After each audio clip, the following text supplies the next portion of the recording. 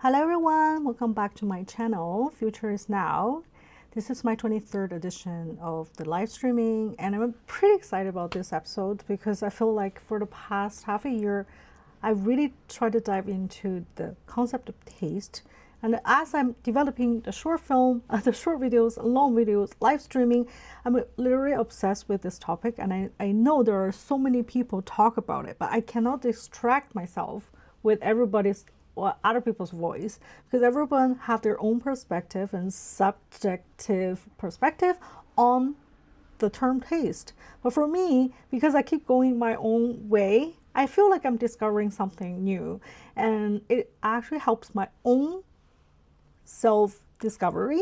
It helps with my career path and I can't wait to share with you.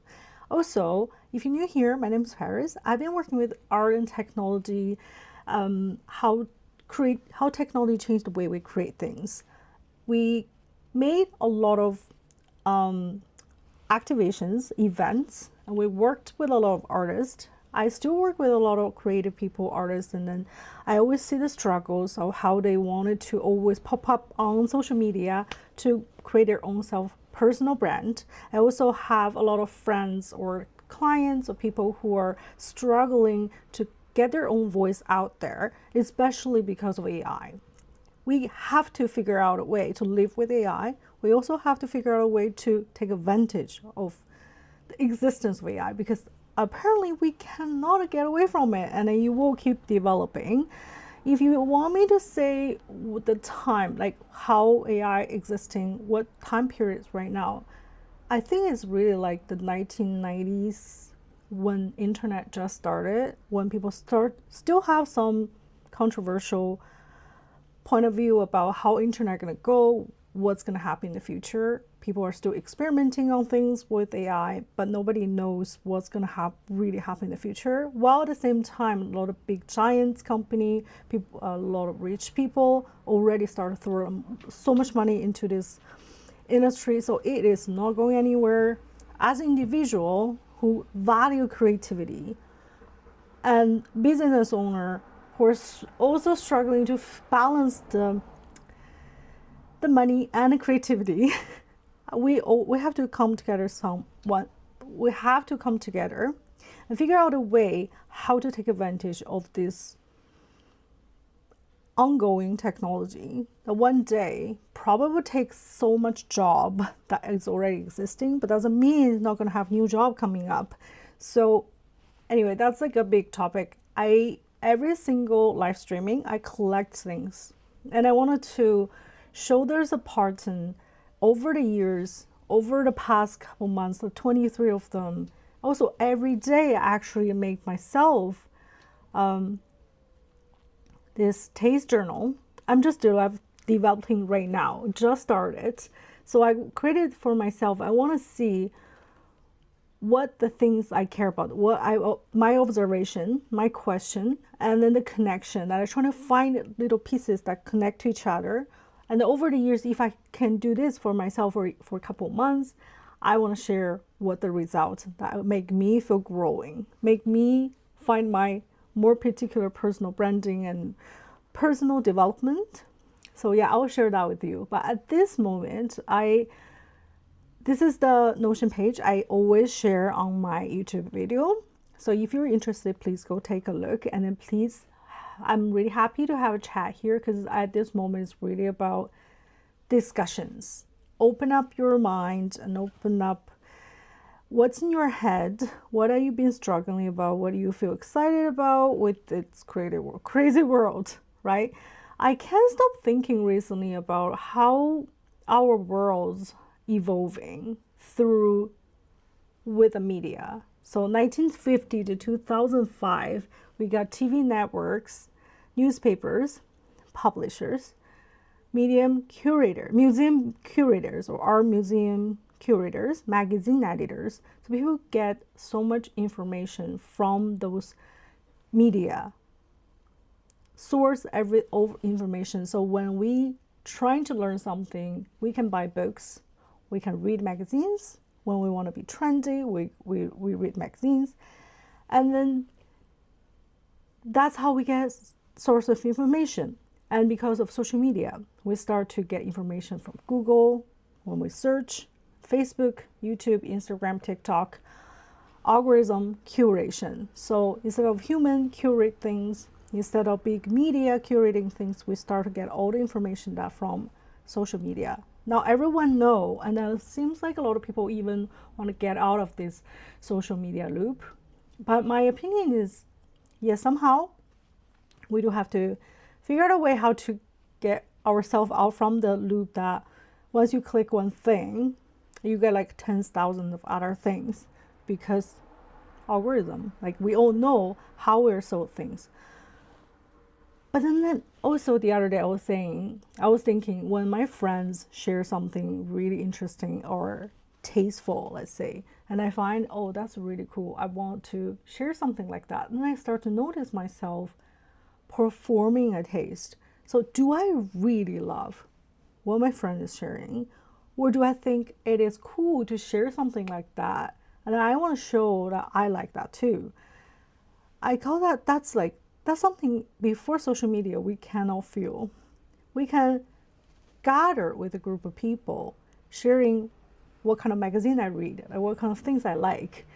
That's like a community-based sharing taste. But once social media started, I feel like everyone can have their own opinion, and then you try to target a certain kind of audience, you get your own community online.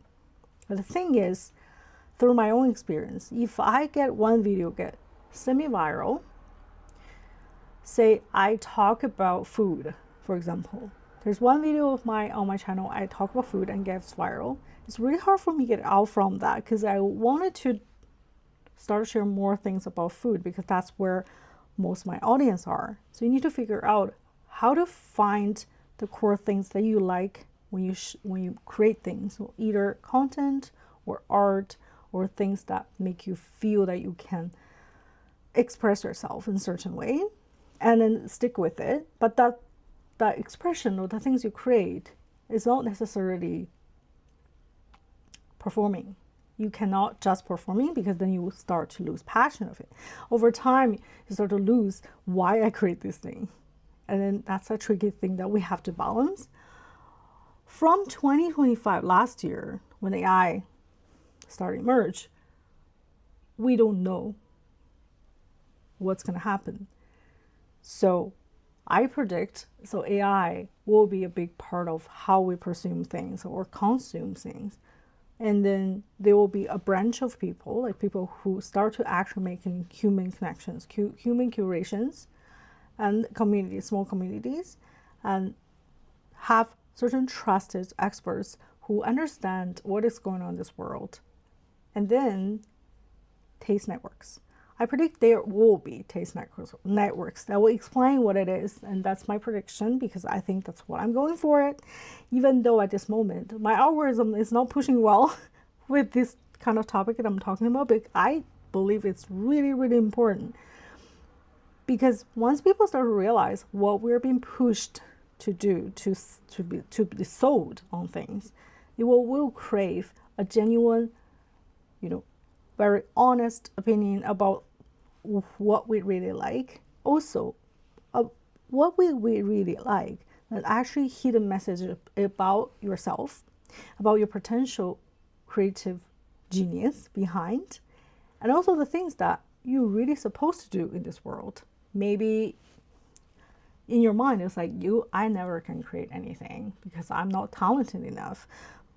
You can say that around this time, because around that time the media power is too strong. It's not that easy to be published with certain things, and it's not that powerful to be curated by certain like big museum. And then during this time, it's getting easier and easier. I predict in the future, it's actually gonna be more easy to get your voice out there. Depends on what kind of community you're looking for. It will be more giant, more bigger, more variety of communities that nourish this kind of creativity. And that's what I'm hoping for, and that's what I'm trying to do. I hope eventually algorithm will work on my way and help people show this kind of content, because I'm genuinely passionate about it. I think it's really, really useful. And let me know what you think. Like, I seriously wanted to hear more people's thought. And I do realize live streaming doesn't catch a lot of new people, but I may turn into a long video after this. Another thing I find it really interesting to ask you serious questions and to find out your hidden talent. The role is to deeply explore your hidden talent. The role is to, you're a career coach, combines Gallup strength theory, flow theory. I think there's just kind of psychologies and theories like really important for people to understand their own career path, and the psychological things that people like is very important. And you ask AI to act like that, and you believe talent is not a special skill. It's a deeper transferable ability that can show up in many areas of life. The goal is that through several rounds of conversation, help the user reduce anxiety about their future, discover hidden talents, create detailed talent user manual. This is so cool. And the core idea is show the person the talent is not fixed. Your real talent is something that gives you energy, not something you're merely good at, leave you're exhausted. So it's something you feel when you do it, it gives you energy. That's what talent is. And then your weaknesses, sensitivities, frustrations, and even jealousy often point towards hidden talents that have been suppressed. So the things that we were taught when we were young, that you're not supposed to do this, why you were acting like this, that's your disadvantage. We often be taught by teacher, by parents, like that's not that certain quality of you.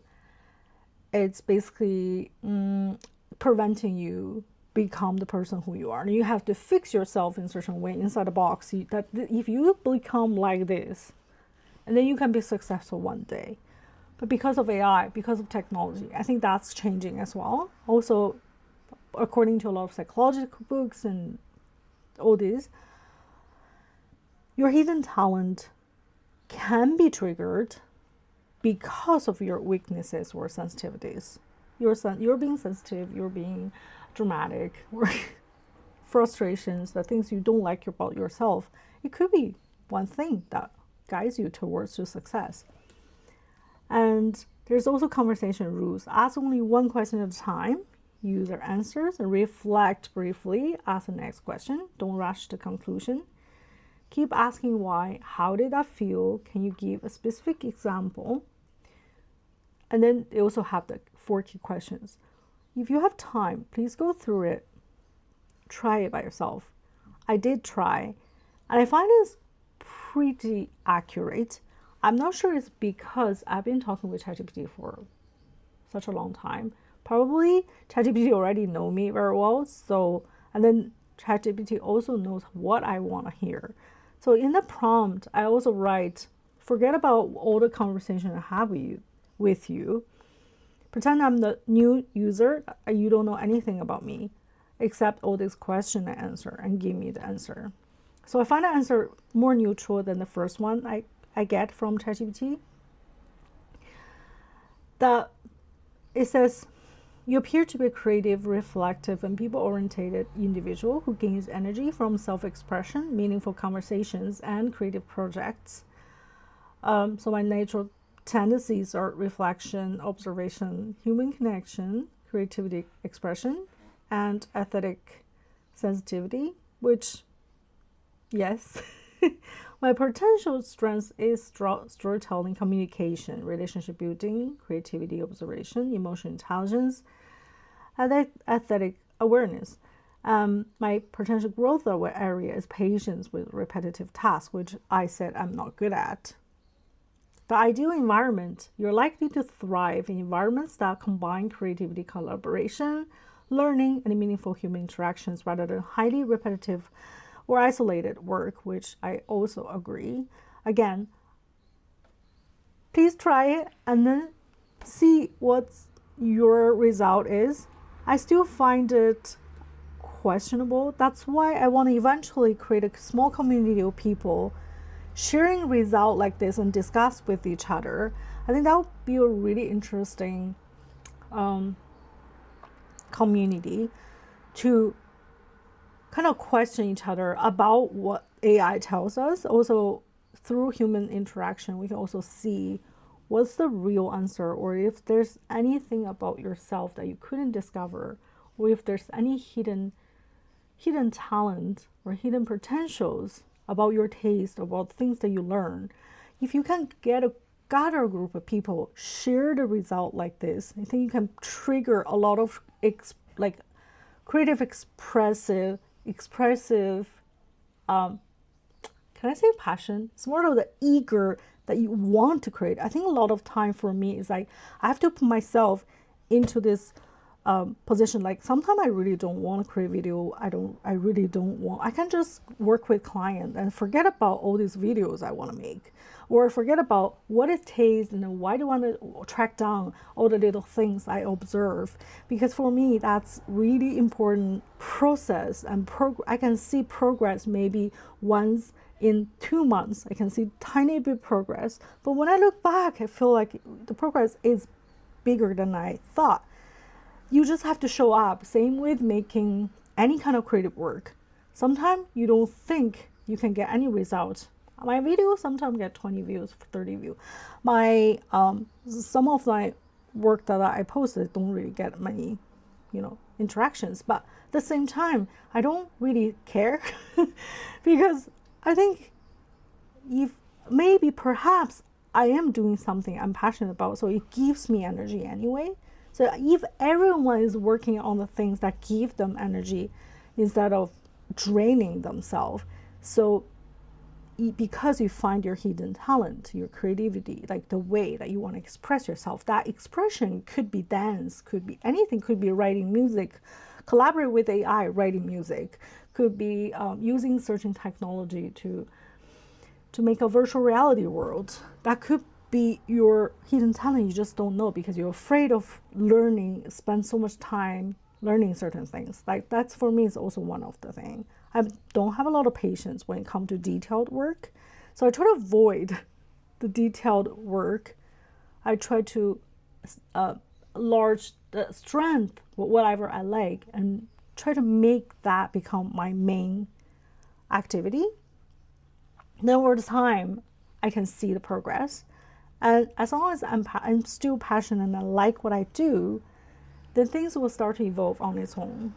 So that's one of the practice I really encourage you guys to do. It's from a Chinese on Xiaohongshu that's really getting popular. It's called Deep Talent Discovery.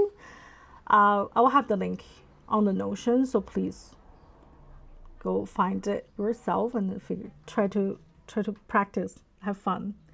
So again, when we think about a human curator, a human curator will be a lot of like successful curators that gathers like a lot of artists together and curate certain things in the space. I'm a human curator myself because I used to create events, gather like 10 artists together, and how to let them, their work collaborate with each other, how to get the people to be passionate to do the same thing together.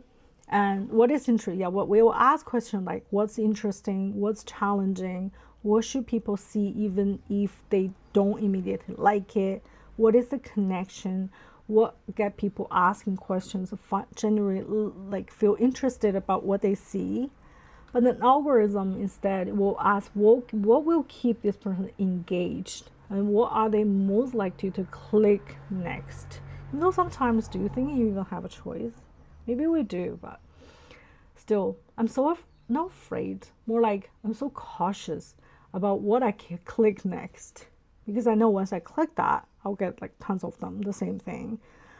At the same time, I find, oh, okay, I like the topic about taste, and I start to get a lot of videos about people talking about taste. That give me so much more research to do. I like to see other people talk about the same topic. It does open up a new door for me. I don't think what I say, I can, maybe after 100 video, I can include everybody, so, but I don't think I can because taste is such a subjective topic, and I just don't think it's possible to include everything. But anyway, so it's similar to what they already liked. So that's all about algorithm. And if you like certain thing, I talk about fatigue arrow. It's one of the aesthetics from the back in the internet that Windows just started. So with a blue sky and things like that. You should look at environmental design from the 1970s. That's what the human curator would do. If you like Y2K fashion, study the economy of optimism of the late 1990s, right? That's what the human curator will ask you. So I like to be a curator eventually. I think that's what I'm trying to, I think that's what I'm doing. Even with the live streaming, it's curating. I'm trying to curating almost like a magazine, and I'm trying to curating a journal that can help everyone to find their own creative path and their passion, and that I can also can eventually make money with the things you love to do. Also, at the same time, I want to curate eventually a community of people who can share what's their taste and what they love to do, and then gather together to share maybe from other people's perspective what they truly love, and then what their creative process is, how to find their true calling with the use of technology. So I did talk, after talking with AI, I use AI and then tons of conversations with AI to build this 5 practices to build your taste network. Okay, what's taste network? A community of curious people. We help each other discover what's worth paying attention to. And then the weekly taste exchange will be every week share one thing you discover that no algorithm probably wouldn't have recommended. Algorithm wouldn't recommend. So the things can be a book or a photo series or something that you see randomly, or your friend's stuff, or yourself, what you make.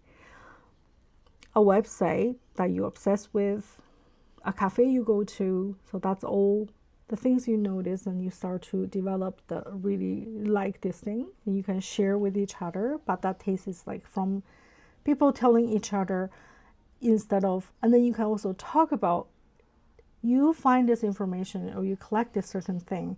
Did you find it or collect it because you see online, because algorithms push it to you, or because you've heard from friends? I think that's really interesting, is to track what the source and reference are. And then the followed connection, now the categories. So look for the unexpected connections between things that seem unrelated. That's also what I'm practicing every day. So I save this 1 to 4 articles or pictures like I like.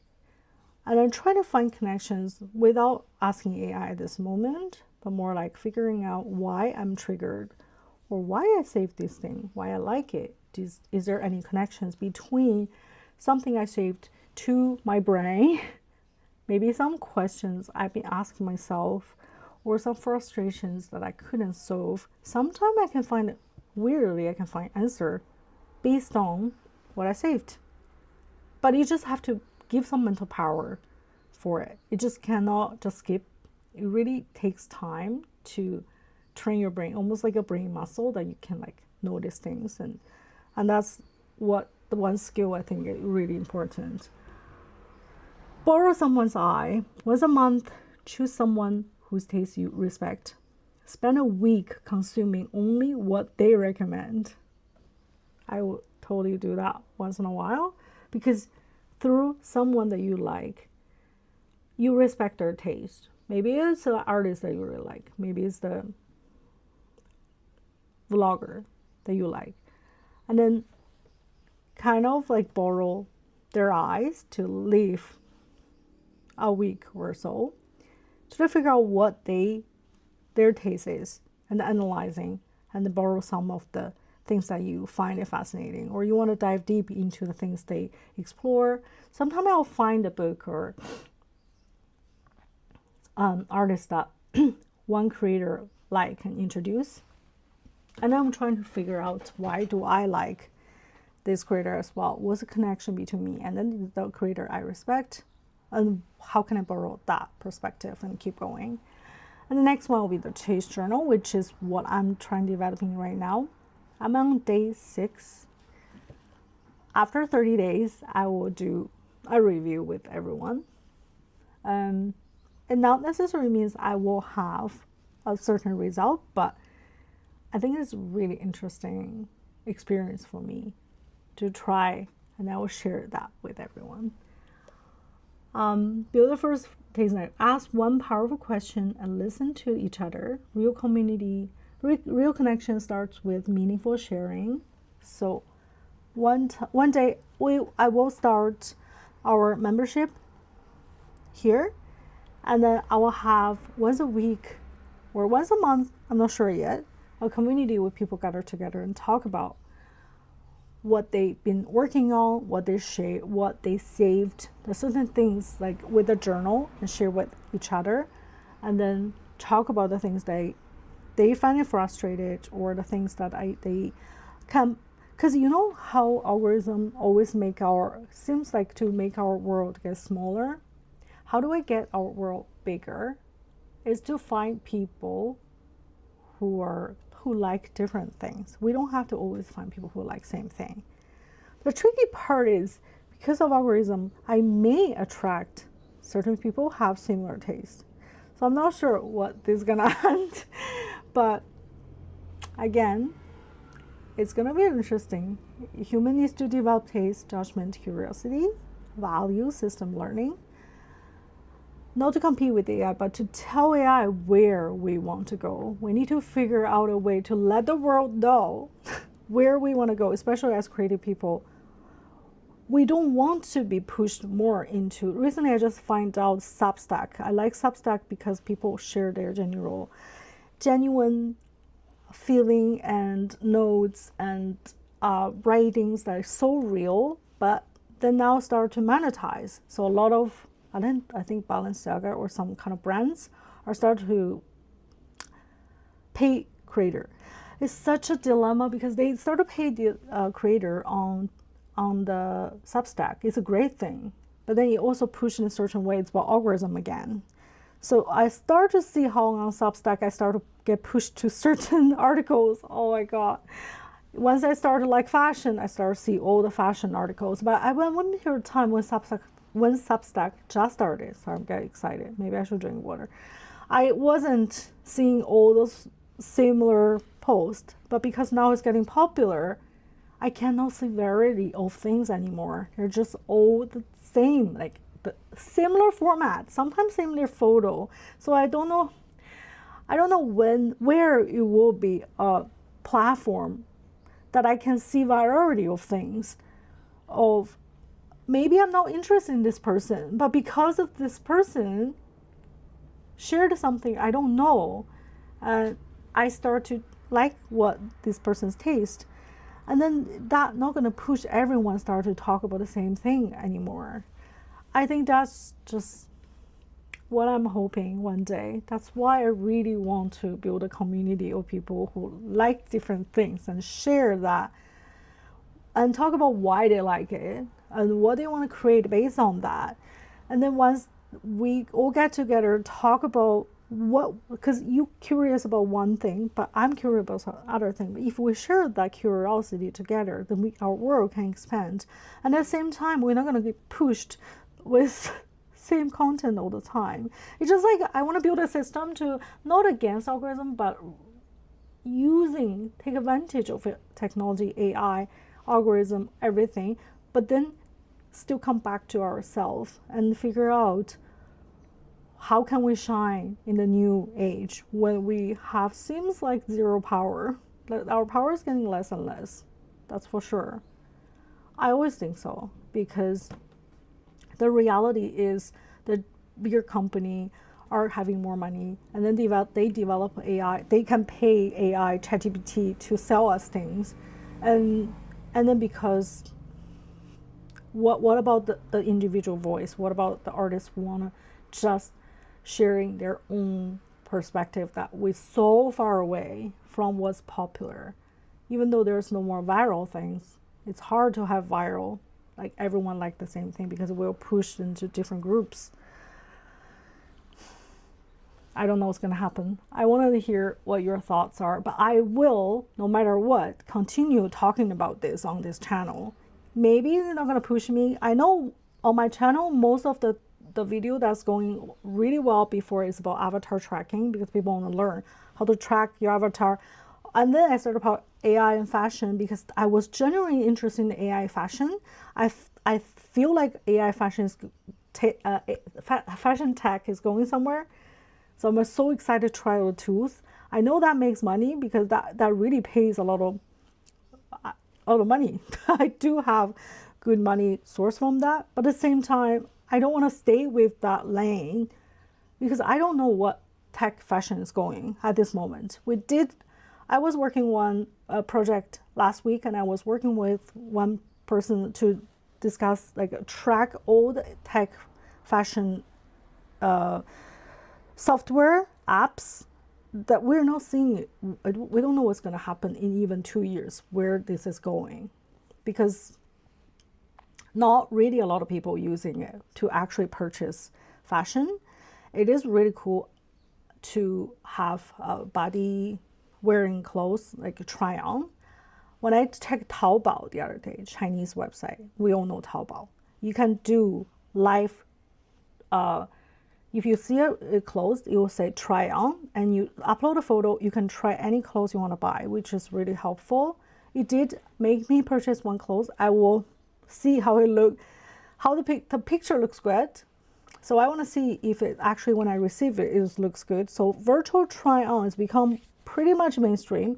Eventually, every department store, Zara, all this, like, or fashion, like luxury brand. I'm not sure luxury brand will have something like that, but the virtual try-on will be a big thing. And maybe a popular app like Alta will be bought by Google. That's what I predict. And then Daydream, those kind of fashion tech app, they're more targeting on luxury consumers. It's all about research, how many people research certain keywords of the fashion trends. So I will have a separate video about it. I'm still interested in it, but I'm not gonna, because I'm getting paid for the brands, I will keep talking about the same thing. What I'm genuinely interested, and I am not gonna give up on talking about, is taste, is how to train our own personal taste, personal development, how to figure out a way to get away from algorithm, also not deleting all social media, because it's such a big important source for us to learn things. So that's also what I want to share. I talk a lot again, but I like where this is going. I will continue to share this kind of topic. I will make this a long video, hopefully. I think it's an important conversation. So for creators, artists, founders, and curious humans, that people who like my channel, thank you so much. Appreciate your time.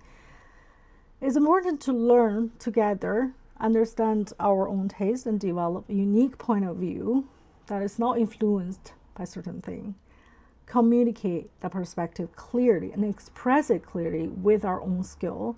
Attract people who genuinely resonate with it, and use AI without losing our humanity. That's my conclusion. The future belongs to people who can cultivate taste, judgment, and curiosity in an age where AI can generate almost everything. We have to be more human, and we have to come together to find that unique perspective that AI can copy. Okay, that's it for today's video. Thank you so much for your time. I will come back probably next week, the week after, if I have like a lot to share, and I will keep making my 100 days shorts, because there's so much information. Sometimes I'm like, oh, okay, I need to focus. I need to, like, there's too much information every day, so that's why I'm tracking down everything, and I'll have some data to share with you guys. And that's it for today's live streaming, and that's it for today's video. I'll see you guys in the next week. Take care. Thank you. Bye.